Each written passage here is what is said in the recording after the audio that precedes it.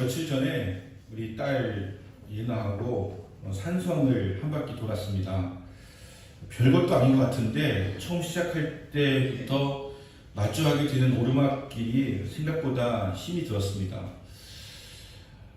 하지만 이 산성을 갈 때 또 한 가지 목적이 있습니다. 산성을 돌고 나면 거의 100이면 100 내려와서 두부 전골을 먹습니다. 산성집이라고 하는 곳에 두부 전골을 먹는데 아침마다 두부를 만들기 때문에 그렇게 두부가 신선하고 고소하고 맛이 있을 수가 없습니다. 그래서 어쩌면 산성 가는 것은 핑계일 수도 있습니다. 왜냐하면 산성 한 바퀴 도는데 500칼로리가 소모가 된다면 두부찌개를 먹으면 1000칼로리가 생겨나기 때문에 손해입니다. 칼로리 더 소모되는 것이 아니고 손해입니다. 하지만 그래도 산성을 가서 한 바퀴 돌면 얼마나 상쾌하고 또 마음이 흡족한지 모른다고 하는 것을 늘 경험하고 있습니다. 수십 년 동안 자주 돌았던 산성인데 나이가 들어서 어느 순간 좀 버거워지는 듯한 그런 생각이 들 때 여기도 돌지 못하면 안 되지 라는 생각 가지고 돌기도 합니다. 얘네가 올라가면서 뜻밖의 질문합니다. 아빠, 이 산당 산성은 언제 지어진 거야? 라고 묻습니다. 제가 몰랐던 건 아닌데 기억이 나지가 않습니다. 언제지? 라는 생각이 들어요. 왜냐하면 사실은 정문 앞에 가면 그 산성의 유래에 대해서 써 있는데 한 번도 정문 쪽으로 간 적이 없고 옆으로 돌아서 한 바퀴 돌기 때문에 너무 오래전에 기억이 나지가 않습니다.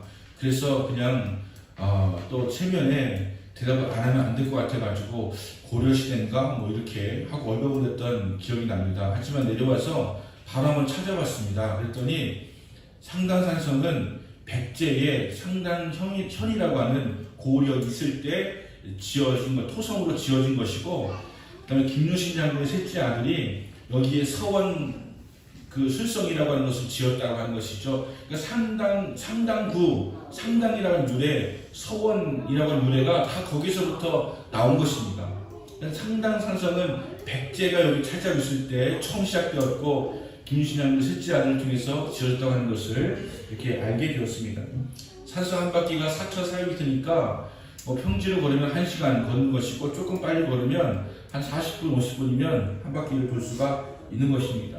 오늘 본문을 말씀 보면서 여리고성이 걸어서 1시간 정도 걸린다고 하는 것을 제가 본 적이 있었습니다. 여리고성이 한 바퀴 도는데 1시간 정도 걸리면 산성 한 바퀴 도는 것이랑 비슷한 크기였겠구나 라는 생각이 들었던 것이죠. 고고학자에 의하면 여리고성은 국방력이 강하고 성벽을 쌓을 만큼 경제력이 풍부한 그런 성이었다고 전해주고 있습니다. 지금도 예리코라고 하는 이름으로 예리코라고 하는 것을 검색하면 예리코는 기원전 4000년의 유물이 그대로 드러나 있는 굉장히 발전된 도시라고 하는 것을 지금 밝혀내고 있습니다. 이 예리코성을 한 바퀴 도는데 1시간 걸렸다고 해서 이렇게 좀 더 깊이 찾아보니까 이 여리고성을 발굴했던 1930년대 존 가스탕이라는 일행이 설명하기를 당시 여리고성은 지형적으로 가파른 바위산 한 35도 정도 된 가파른 산에 축조된 고대 도시였고 그 성벽은 이중벽으로 되어 있어서 아주 견고했다는 것입니다. 외벽 두께는 1.8m, 외벽의 두께가 1.8m고 내벽의 두께는 한 4m에서 5m, 그리고 그 성벽의 높이는 9m 정도가 된다고 하는 것입니다. 산당산성은 4.7m 정도예요. 2배 정도가 높은 그런 여리고성을 가지고 있었다고 하는 것입니다. 여러분, 이스라엘 백성들이 가나안을 점령하려면 여리고성을 반드시 통과해야 됩니다. 거기를 통과해야지만 가나안성을 정복할 수가 있거든요. 그런데 첫 번째 맞이한 성이 난공불락의 요새입니다. 이렇게 내벽이 두껍고 외벽이 두껍고 그리고 높이는 9m까지 되는 이 성을 치려고 하니까 도저히 엄두가 나지가 않는 것입니다. 감당할 수가 없는 것입니다. 사다리도 골라가서 거기를 쳐야 되는데 사다리도 골라가는 동안에 그 사람들은 가만히 있으니까 사다리를 밀어 제키기도 하고 돌을 던지기도 하고 화살을 쏘기도 하면서 방어할 것이기 때문에 거기를 점령한다고 하는 것은 대단히 어려운 일이 아닐 수가 없었던 것이죠. 자괴감에 빠집니다. 그리고 두려움이 생깁니다. 이것은 우리가 할 수 없다라고 하는 이런 생각 속에서 부정적인 생각이 꽉 차게 되는 것이죠. 여러분, 우리가 살아가면서 지금 우리 앞에 여리고성 같은 것이 있다는 생각이 들지 않습니까? 뭔가 돌파하긴 해야 되는데, 여기 넘어서야 되는데, 경제적으로, 육신적으로, 환경적으로, 관계적으로 많은 것들이 막 여리고성같이 이렇게 가로막혀 있다는 생각이 들지 않습니까? 이걸 넘어서야 되는데, 이걸 넘어서기에는 너무나 난공불락이고, 너무나 두텁고, 너무나 강하고, 도저히 여기 넘어설 수 없을 것 같은 그런 마음속에 좌절감과 우울감이 우리에게 찾아와 있지 않느냐고 하는 것입니다. 많은 분들이 그런 이야기 듣습니다. 많이 힘들다는 거예요. 미래가 불투명해가지고 마음이 어렵다는 거예요. 그래서 어떻게 해야 될지 모르겠다는 거예요. 주저앉고 싶을 수밖에 없다고 하는 것입니다. 넘지 못할 산이 있거든이라고 할 때 넘지 못할 산이 우리 앞에 있는 것처럼 보여준다고 하는 것입니다. 이러할 때에 주님께서 우리에게 해결의 방법을 몇 가지 제시해 주고 있는 것입니다. 단순히 여호수아와 그 이스라엘 백성들에게 주신 해결책이 아니라 오늘날 우리에게도 주시는 그런 해결책이라고 말씀하고 있는 것입니다. 1절 말씀을 보시면 이렇게 기록되어 있습니다. 이스라엘 자손들로 말미암아 여리고는 굳게 닫혔고, 여리고성이 닫혔는데 누구 때문이냐면 이스라엘 백성들 때문이라고 하는 것입니다. 왜 그렇습니까? 이스라엘 백성들이 요단강을 마른 땅같이 건너왔습니다. 이 이야기를 듣고서 여리고에 사는 사람들이 가슴이 막 녹아내리는 것 같은 그런 두려움이 생겨나게 되었다고 하는 것이죠. 요단강을 마른 땅같이 건너온 저 백성들을 우리가 어찌 감당하겠느냐라고 하면서 문을 다 굳게 닫아 버렸다고 하는 것입니다. 그리고 더 철저하게 수비를 하기 시작했다고 하는 것입니다. 여러분의 크리스찬이 되어지면 우리의 삶이 녹록해지는 것이 아니고요, 문이 활짝 열리는 것이 아닙니다. 도리어 세상이 우리를 향해서 문을 닫아버리고 또 성은 더 높아진 것처럼 보이고 철저하게 수비하고 있는 대형이 갖춰지는 것처럼 보이는, 그래서 크리스찬이 되었는데 왜 힘드냐라고 하는 이야기를 할 수가 있는 것입니다. 하나님의 은혜로 살고 하나님의 기적을 경험해 살아갈 때에 세상을 우리 향해서 더 견고한 그런 문을 닫아버리는, 그리고 성을 쌓아버리는 일들이 나타나게 되는 것을 경험하게 된다고 하는 것입니다. 그래서 우리는 포기합니다. 여리고성 넘어서는 것을 포기하고, 우리가 나아갈 꿈과 미래를 포기하고 그냥 주저앉아서 혹은 그냥 타협해서 우리 여기 광야에서 살았는데, 애굽에서 살았는데 돌아가자, 이런 마음으로 결정하는 사람들도 있을 수가 있다고 하는 것입니다. 여러분 앞에 여리고성이 있습니까? 여러분 앞에 홍해가 가로막혀 있습니까? 이 시간 주님께서 우리에게 그걸 열 수 있는 길을 말씀해 주신 것을 잘 들으시고 여러분의 여리고성이 무너진 것을 보게 되는 역사가 임하게 되시기를 바랍니다. 두려운 마음이 있는 이스라엘 백성들을 향해서 우리 하나님께서 이렇게 말씀하십니다. 2절 말씀 보니까 여호와께서 여호수아에게 이르시되 보라, 내가 여리고와 그 왕과 용사들을 내 손에 넘겨주었다, 이렇게 말씀하십니다. 다시 말하면 너는 여기서 승리한다, 이렇게 말씀하고 있는 거예요. 꽉 막힌 여리고성을 돌파하기 위해서 가져야 될 첫 번째는 승리의 확신을 가지는 것입니다.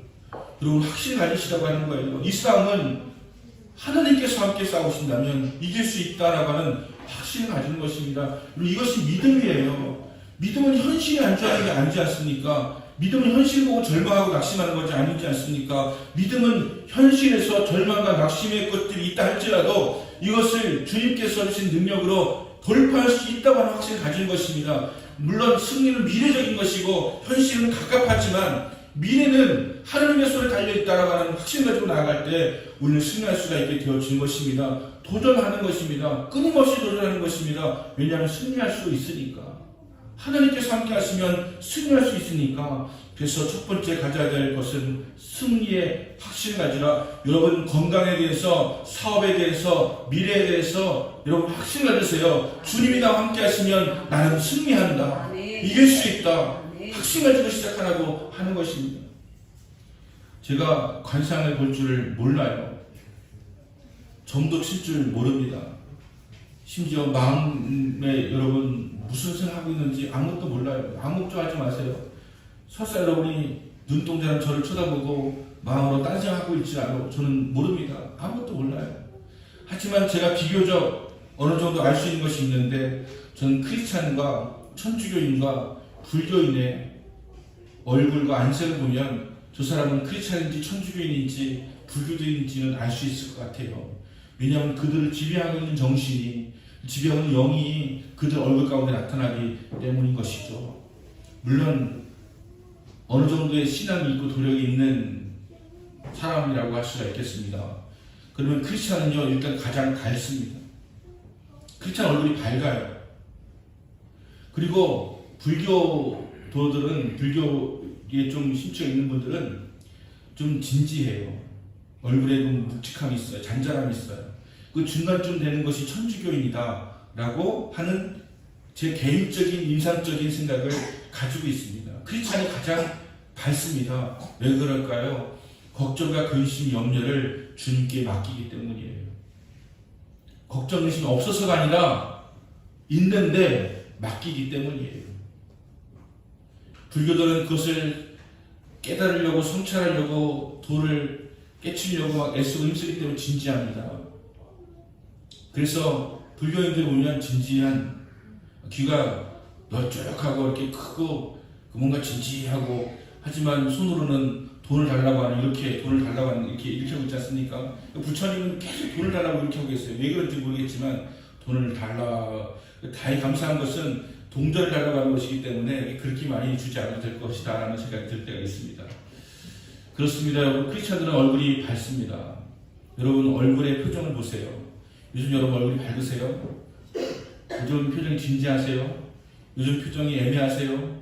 여러분, 내 믿음을 점검해 보셔야 됩니다. 진짜 기도하는 사람은, 진짜 믿을 사람은 얼굴이 밝습니다.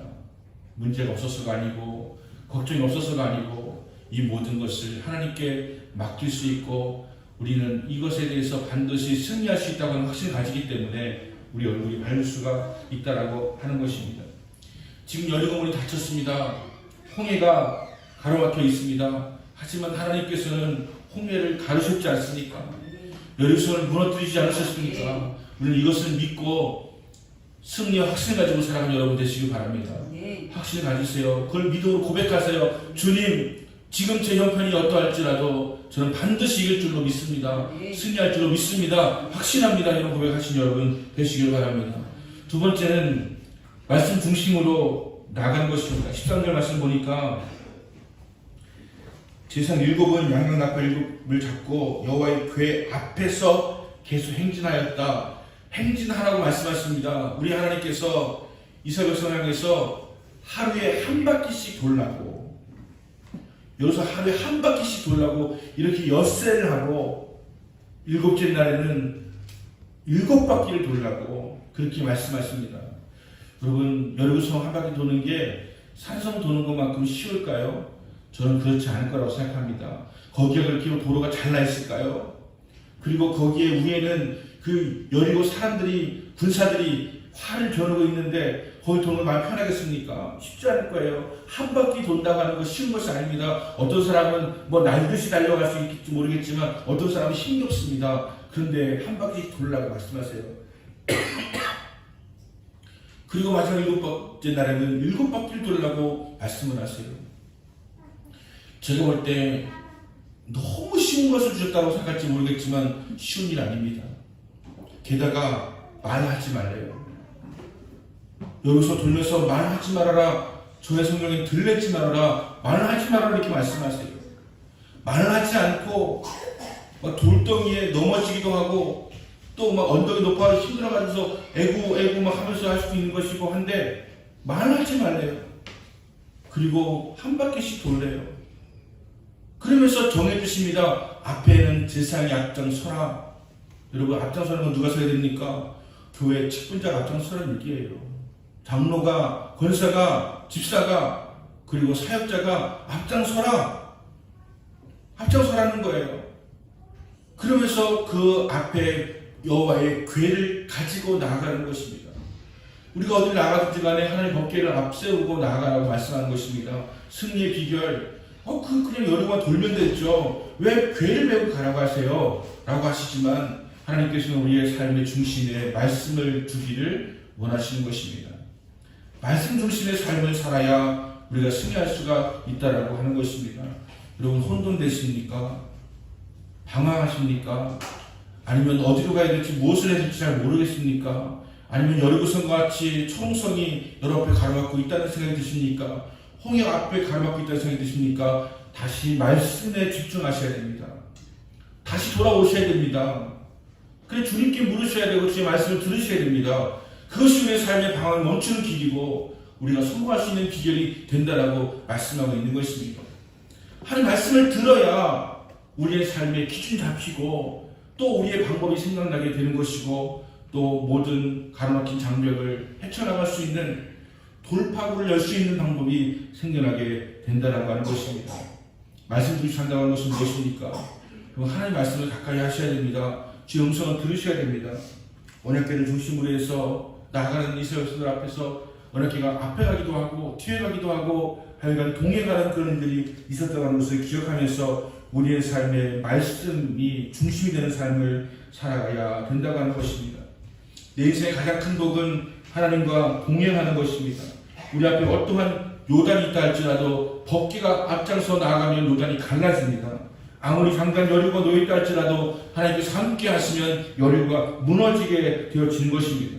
그래서 하나님 말씀을 가까이 하고 말씀 중심의 삶을 살아가야만 된다고 하는 것입니다. 여러분 이스라엘이 1947년에 독립한 이후에 한 번도 패하지 않은 거 아시죠? 이스라엘 당시에 300만 밖에 되지 않는 국민 숫자였습니다. 병사는 군사는 더 적은 숫자였습니다. 10억의 아랍이 쳐들어왔을 때 이스라엘은 단 6일 만에 승리를 거두고 오히려 더 많은 영토를 차지하게 되어지는 지금의 골란 고원이라든가 또 지금의 많은 땅들을 더 많이 차지하게 되는 일들이 생겨나게 되었는데 그 당시에 장군이 모세 디안이라는 장군이었는데 이 장군이 컴퓨터로 이 검색을 데이터를 입력해서 검색을 해보았습니다. 우리가 이길 수 있는 확률이 얼마나 되겠는가. 그런데 단 1%도 이길 수 있는 확률이 없다고 하는 것을 과학을 통해서 검증을 받게 되었던 것이죠.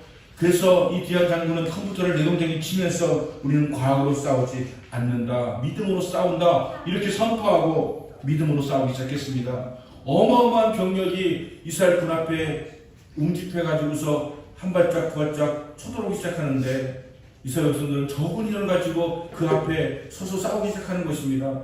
근데 아랍 군대가 보니까 이스라엘 백성이 너무 많아요. 이스라엘 군대가 너무 많은 거예요.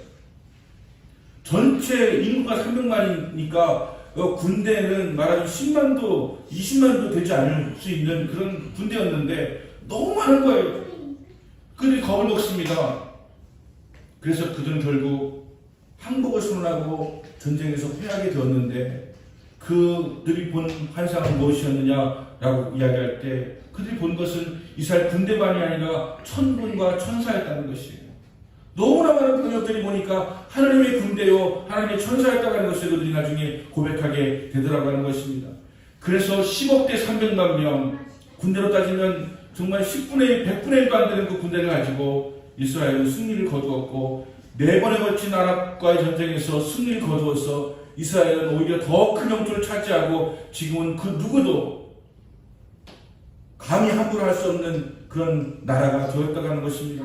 지금 시리아에서 혹은 팔레스타인들이 미사일을 100발을 쏘았을 때에 99발을 다 방어해내는 이스라엘 도움을 들어보셨습니까?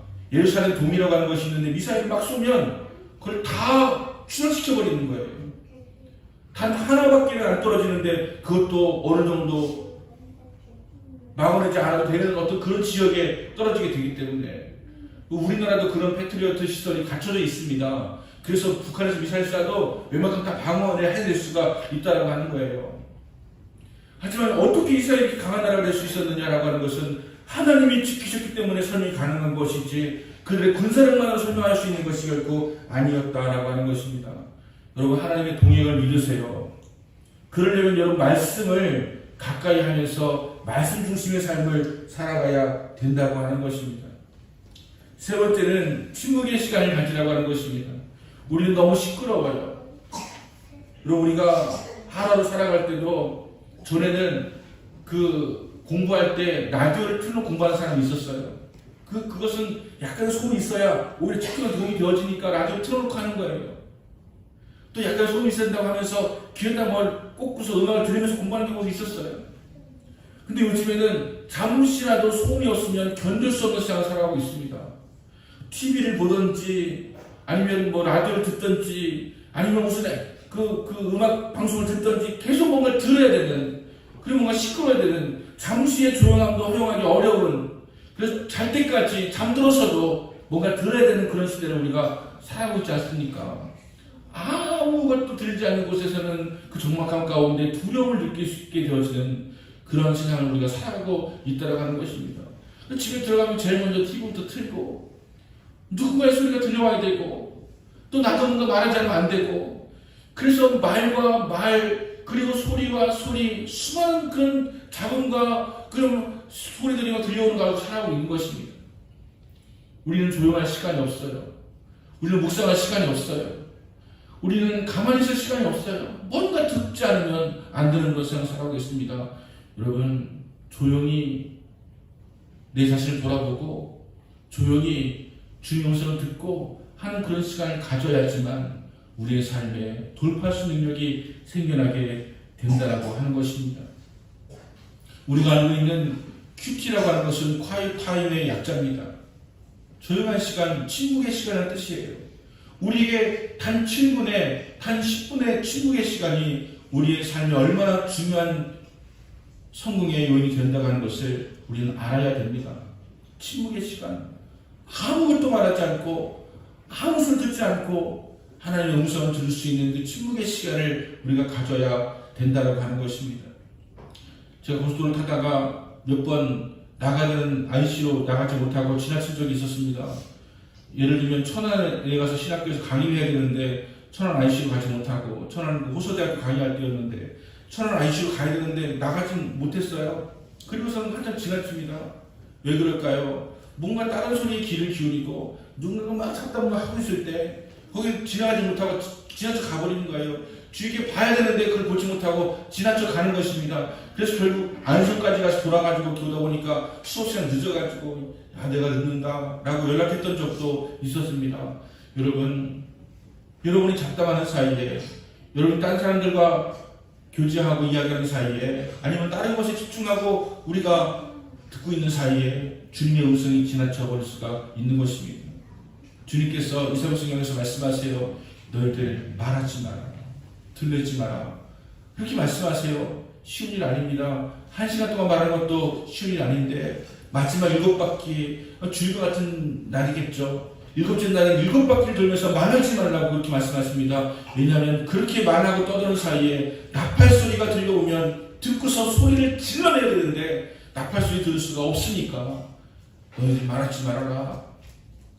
두 가지죠. 말하지 말라고 하는 것은 하나님의 음성을 들어야 될 타이밍이 있는데 그걸 듣기 위해서는 우리가 침묵하고 있어야 되는데 그러기 위해서 우리가 침묵하라고 말씀하는 것이고, 두 번째는 우리가 무슨 말을 하면 좋은 얘기하는 경우가 없어요. 부정적인 얘기를 합니다. 그렇게 한 바퀴를 돌면서 서로 이야기를 나눕니다. 도대체 왜 돌라고 하는 거야? 돌겠다 진짜. 돌다가 돌겠다 막 하면서 부정적인 얘기하고, 야 진짜 요즘 모세 봤어? 좀 이상하지 않아? 뭐 그런 거 있잖아요. 여러분, 요즘에 제가 깨달은 것이 하나 있어요. 세상은 넓고 또라이는 많다. 그건 아시아나항공이 제주도에서 대구를 가는데 문을 열어가지고서 문 열린 채로 비행을 했지 않습니까? 세상에 또라이라고 하는 사람 있잖아요. 정신 나간 사람들이 많습니다. 일본에서도 얼마 전에 총을 쏴가지고 4명이 죽었어요. 미국에서는 하루 1년에 총 맞아 죽는 사람이 25만 명이에요. 수많은 사람 가운데서 어떤 사람은 또라이들이 있는데 그 사람들을 무시하고 다 총기를 쥐어주면 어떻게 살란 말입니까? 세상은 정말 너무나 어처구니 없이도 그런 사람이 있다고 하는 거예요. 날아가는 비행기에서 숨막혀 죽겠다고 비행기 문을 열어버리는 사람이 어디 있습니까? 힘들면 힘들다고 말을 해서 산수마크스를 쓰든지 하면 되는 것이지, 자기가 막 힘들다고 막 그냥 문을 열어버려가지고서 그 문이 고도 200m였으니까 왕정이지만 더 높은 곳이었으면요 다 죽었습니다. 보셨잖아요. 그 문 열리면 그쪽으로 막 빨리 나가잖아요. 그냥. 그런 사람들이 있는 거예요 지금. 그런 가운데서 우리가 정신 똑바로 차리고 살아가야 되는데 우리 주변에 부정적인 이야기하는 사람이 너무나 많다는 거 아십니까? 우리에게 파괴적인 말, 부정적인 말, 우리를 흔들어 놓는 말, 믿음을 끊어버리는 말, 세상을 더 바라보게 하고 의지하게 하는 말들이 얼마나 많이 있는지 모른다고 하는 거예요. 하나님의 일을 한다고 하면서 한 바퀴 돌면서 우리가 말을 튀어놓고 나면 온갖 부정적인 이야기로 하여금 우리의 마음이 오염되어질 것입니다. 그리고 마지막까지 도는 것도 포기하게 될 가능성이 높죠. 왜냐하면 부정적인 말을 자꾸 들으니까 이거 돈다고 뭐가 되겠냐. 말 되냐면 생각해봐라. 이렇게 두꺼운 그런 외벽이 1m가 넘는데 이게 무너지겠냐. 아니면 안에 내벽이 4m인데 이게 무너지겠냐. 생각을 해봐라. 상상을 해봐라. 되느냐 이게. 하면서 서로 이야기하다 보면 그런가 하면서 그 마음에 의심이 생기고 두려움이 생기고 하면서 하나님의 일은 멈추어지고 말 것입니다. 그래서 하나님께서 첫 번째 하나님의 소리를 듣기 위해서는 침묵해야 되고 두 번째 부정적인 세상의 소리를 듣지 않기 위해서 침묵해야 되고 라고 말씀을 하시고 있는 거예요. 여러분 침묵의 시간을 가지시기 바랍니다. 조용한 시간 가지시기 바랍니다. 하나님 말씀 한 절을 묵상하고 여러분 집에 성경책, 핸드폰에 성경 말씀 한 절 읽는 것이 그렇게 어렵습니까? 그 말씀을 읽고 그 말씀 묵상하고 그리고 생각하고 그리고 순종하고 그렇게 살아가게 되어질 때에 여러분 앞에 있는 여리고성이 무너지고 여러분 앞에 놓여있는 홍해 갈라진 역사가 일어날 것을 믿으시기 바랍니다. 저는 이 마지막 7바퀴 돌아가는 것도 하나님의 놀라운 섭리가 있다고 하는 것을 깨닫게 되었습니다. 여러분 주일날에는 더 주님 앞에 나와서 예배해야 됩니다. 예배하는 자리가 여기가 침묵의 자리입니다. 여러분 저는 제가 설교하는 시간에 떠드는 분을 보지 못했어요. 왜냐하면 주의 말씀을 듣는 자리니까. 일주일에 이런 시간 어디 있습니까? 여러분 이 예배를 1시간 동안 아무 말도 하지 않고 있는 시간이 하루 중에 있습니까? 항상 뭔가 말해야 되고 항상 뭔가 들어야 되고 항상 뭔가 소란스러워야 되는 그런 생활 살아가다가 이 예배의 자리에 나와서 하나님 음성을 듣기 위해서 가만히 멈추어서 말씀만 듣고 그것만 생각하고 집중하는 시간을 갖고 있냐라고 하는 것이에요. 그래서 이 예배 시간 얼마나 소중한지 몰라요. 여러분 삶에 침묵이 없으면 우리의 삶에 에너지를 채울 수 있는 시간이 없게 되어진 것과 마찬가지입니다. 침묵의 시간은 하나님의 음성만 들려오는 시간이에요. 침묵의 시간은 나를 돌아보는 시간이에요. 그 침묵의 시간 너무나 소중한 시간이라고 하는 것을 기억하시고 여러분 삶의 회복은 또 여리고를 돌파하는 홍해를 돌파하는 그 놀라운 능력은 바로 하나님 아버지 앞에 침묵하며 머물러 있는 시간 하나님의 말씀만 듣는 그 시간이 우리에게 꼭 필요하다는 것을 우리에게 말씀하여 주시고 있는 것입니다. 참 여러분 오직 하나님 소리만 집중할 수 있는 예배의 자리로 나와야 됩니다. 그리고 조용히 그분의 음성에 귀를 기울이시기 바랍니다. 그리고 그분이 우리를 위하여 싸우는 것을 보시기 바랍니다. 지금 우리나라는 절체절명의 위기에 있다고 말합니다. 그런데 제가 이 말을 30년 전부터 들었어요. 항상 절체절명의 위기였어요. 항상 우리는 불안했고 많은 전문가들은 중국과 미국 사이에 샌드위치가 되어서 일본 사이에 샌드위치가 되어서 우리는 아마 없어지고 말 것이다라고 늘 그렇게 전망했어요. 우리는 앞으로 살아갈 것이 막막하다라고 이야기했어요. 그리고 또 공무원은 저에게 오늘이 가장 잘 사는 날이라고 그렇게 이야기하기도 했어요. 그런데 가만히 보세요. 그러면서도 우리나라는 성장해 왔습니다. 이 놀라운 하나님의 은혜 아닙니까? 가만히 기억해 보세요.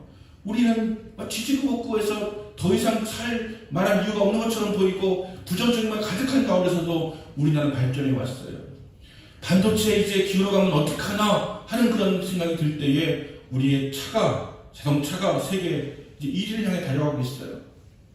반도체 없으면 이제 우리 뭐 먹고 사나 할 때 배터리가 세계의 먹거리가 되었어.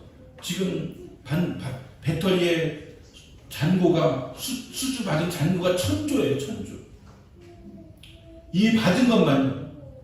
우리나라의 먹거리가 도대체 어디서 나옵니까? 라고 할 때 하나님은 우리에게 이렇게 먹거리를 주시고 있는 거예요. 우리가 가만히 있어 보세요. 그리고 하나님 싸움 보세요. 하나님이 우리를 싸우시고 계신 것을 우리가 목도할 수가 있을 것입니다. 그리고 하나님의 그 전망을 하나님 미래를 우리가 내다보세요.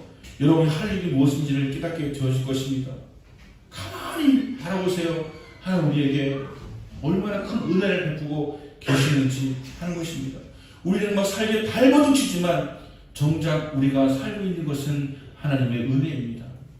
우리는 몸부림을 치지만 결국 하나님께서 우리를 키워주시고 성장시켜주시고 부흥케 하시는 것을 우리 하여금 깨닫게 하여 주시는 것입니다. 여러분 하나님을 좀 주목하세요. 하나님을 바라보세요. 하나님 우리의 싸우시고 계신 것을 좀 보세요.